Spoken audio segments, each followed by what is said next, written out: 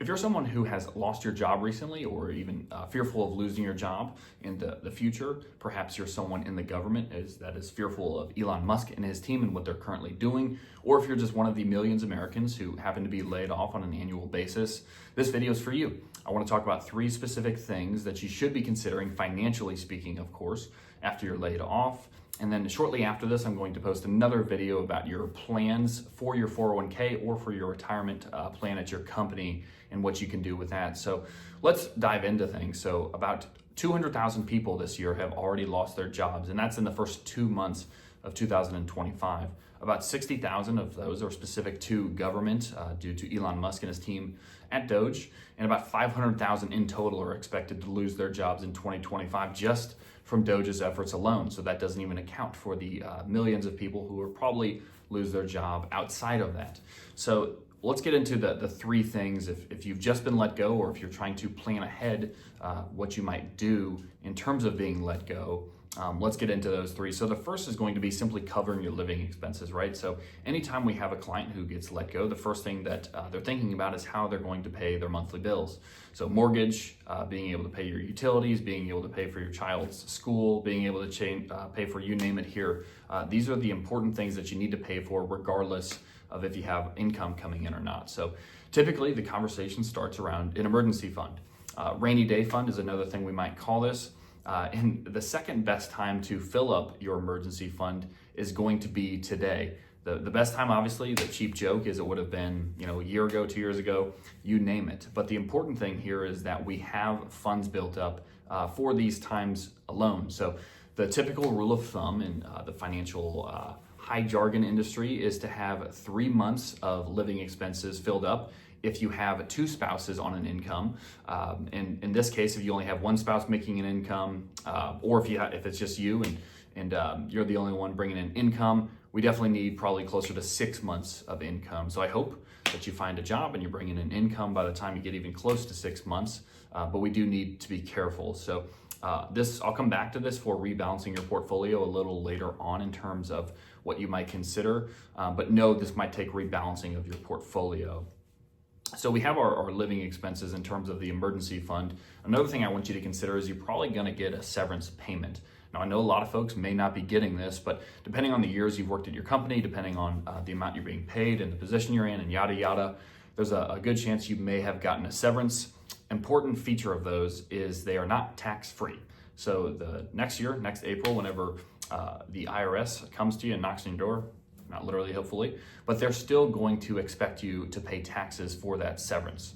It works a similar way to a bonus where income tax is still applied to it. So whether it's lump sum, whether it's you're still getting paid for maybe 4 or 5 months. I know with Doge, they had promised to pay employees out until September, their regular payments. So these will still be taxed as ordinarily, but the difference is they probably are not going to be taking taxes out the same way they were when you worked there. And if they are, awesome. But just be careful that you don't get hit with a huge tax bill come next April because of this, in addition to already getting laid off. So those are simply covering your expenses, okay? We always need to make sure that we have that covered first.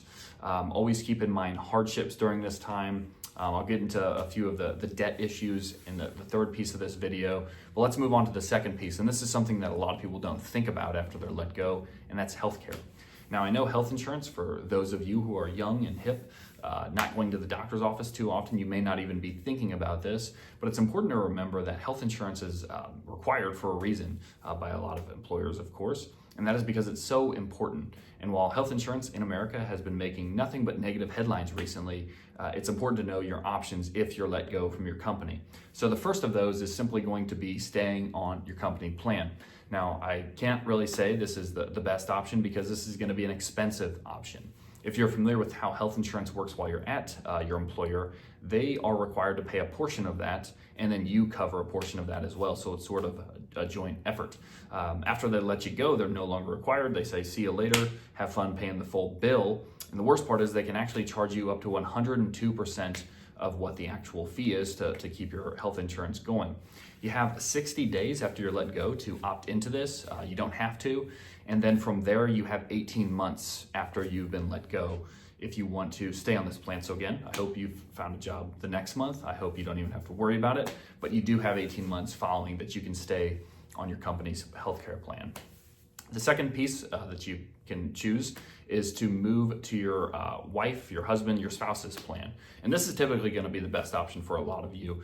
A lot of times both spouses have options for health insurance, and one is normally worse than the other, so they might choose the better one.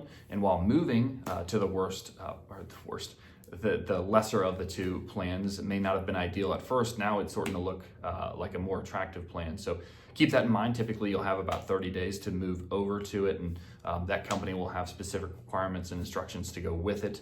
But do know that's probably going to be the best option for you if you're married.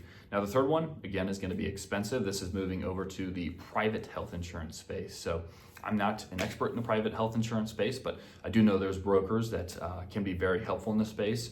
Anytime you have to pay someone to grab value from them, I hope it's useful to you. It can save you expenses, of course, and you could find a better plan for you. So do keep in mind that you have that option out there.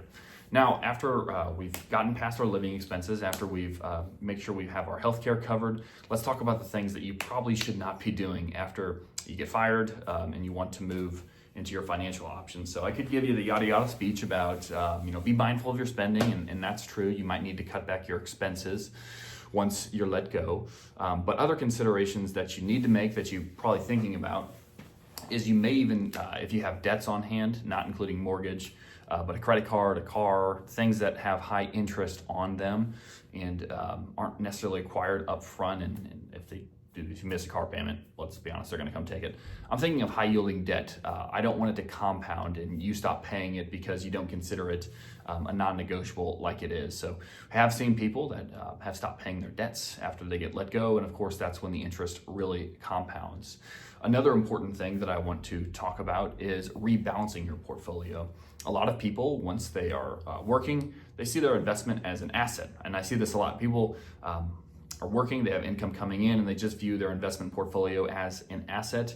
They get let go, and then all of a sudden that thing just turns into a pile of money that's just waiting to be taken from. And this depends what type of account we're talking about. For the benefit of time, I will keep it brief.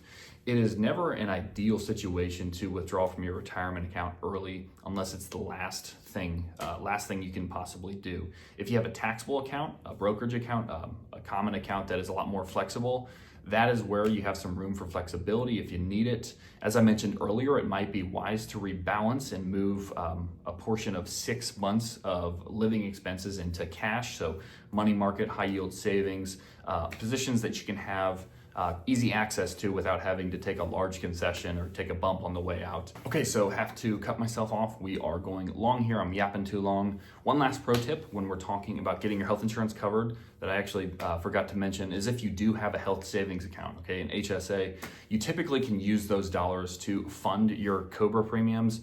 And if you are on unemployment, you can also use those HSA dollars, again, qualified, so tax-free, in terms of paying your private health insurance as well, but that one comes with a few more hoops in it. So remember, your HSA can be used during this time as well. So, man, this one was longer than 7 minutes. My apologies. If you have any questions, about your 401k, if you have any questions about your options financially after getting let go, I'm here to help you. You can send me any questions at the information provided here. If you have a financial advisor, of course, now would be a good time to give them, him or her, a read. I can't even speak. I need to hang this thing up. Give them a ring.